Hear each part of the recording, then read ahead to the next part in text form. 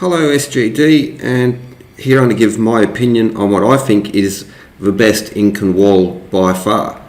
And so here we have Tampa Machu, which has these nicely fitted stones, beautiful stones, no doubt about that, but I don't think this is the best one.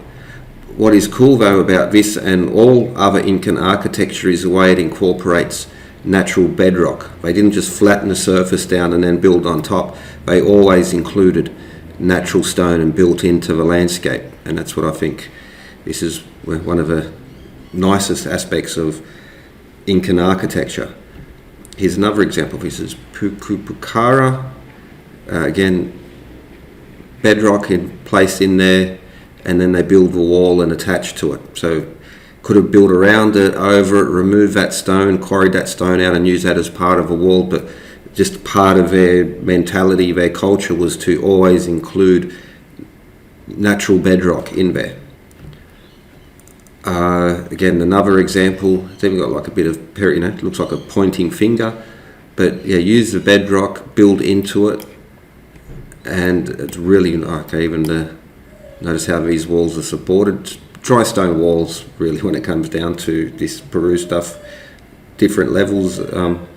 So this is the crude work, but the same thing always happens. It's like embedding the bedrock in there, and for structural reasons, why not? It's pinning the wall down as well. It helps in that way, especially on the mountainside terraces. But this is you look at it, you see that's not the only. They really wanted to include these types of things in here.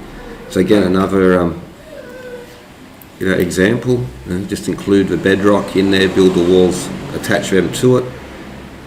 Another beautiful example, the nature has done nice work for you, and like, why not frame this type of thing?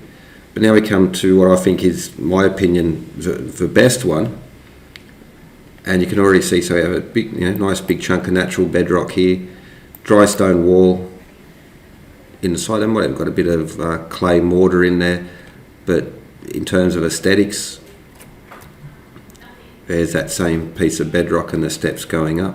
So not, they haven't done that neatly fitted stone, but again, beautiful dry stone wall. But this is not the one I want to show, but it's an idea.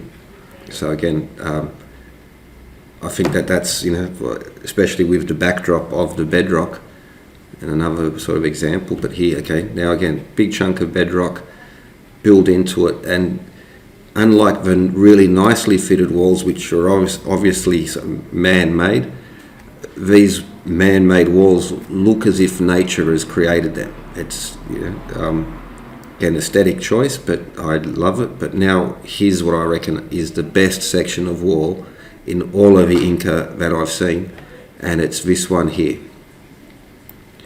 You can't tell where the bedrock and the natural cracking in the rock face ends and where the man-made parts are. So is that a natural protrusion, and is the big block man-made? It looks beautiful. I just think this one is just by far the best, aesthetically speaking, and at least. There you go, just another view there, see the. Especially with these natural stones like around there, it just adds to the beauty of it. And so again, of these, how many of this looks like to be a natural crack in the stone? But is it, or was it made and manufactured? You can't tell. It looks so. This is why I think this one's just the best by far. Again, these all seem to be shims to fill in the cracks. This seems to be natural bedrock. And then possibly this corner piece work, but again, you can't tell the difference. It's just wonderful. Now this one, I think this is, because you can see the corner and there's the drainage point up there. This one looks to have been built and moved, but when you see this other section, this is just wonderful, wonderful stuff. It's just so much, and this is a small piece on the Inca Trail coming into Machu Picchu. Again, the big natural bedrock on the side, but I can't tell. It's impossible to tell where is the natural cracking, where is stone inserted to to fill it out. Is this 100% man-made, and they've gone out of their way to reflect that the natural fractures that occur in the stone? Just insane, beautiful stuff. And that's what I think that this is the. Yeah, if I was the emperor, I'd be like, I want more of this, fellas, less of that tightly fitted stuff. And it probably has to do with their religion, spirituality, thinking as well. But all of that aside, I just think that this one, at least to my personal taste and opinion, is by far, I'd look at these all day long. I'd look at the other, beautiful, yeah, that's fitted, that's nice. It's rectangular cuboid block, that's nice. It's polygonal stone, nicely fitted, yeah, that's cool, that's amazing work. But this stuff will inspire art. Artists could sit here for centuries and centuries and just draw so much inspiration from it.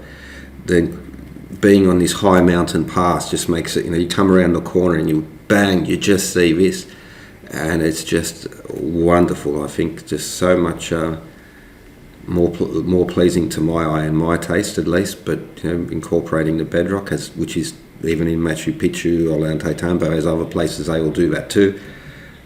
But I'll put the link into the collection. David Thornley put on a Google Drive and sent me a collection of his photos from there. These, of course, are all my opinions, not his. He was just sharing the data, and he's happy, for people to look at his photos as well, and really cool photos, because he's not just doing the typical tourist thing where he just takes the same picture of the same stone that everyone else does all the time. He's always, really cool photos because he's looking at little details, obscure little things that you'd never sort of see reported by the mainstream or the alternative documentaries. But yeah, this wall is just, oh God, that this is screensaver.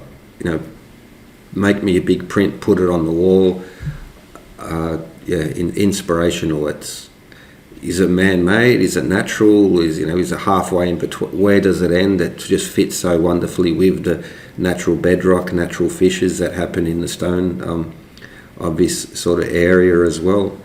It's like someone's prepared a polygonal wall, and then you just got to take the pieces out, smooth them out, and put them back together. But I just can't get. I just wanted to share this because I can't get enough of this particular one. I just think it's the bee's knees when it comes to all of this stuff. Just fantastic. I've got the vapors just looking at it. Anyway, with that SGD, hope you enjoyed. I'll try to remember to put the links to the Google Drive for these. The great photos all from Cusco, Inca Trail, Ollantaytambo, Sacsayhuaman, and other places as well. With that, have a good one.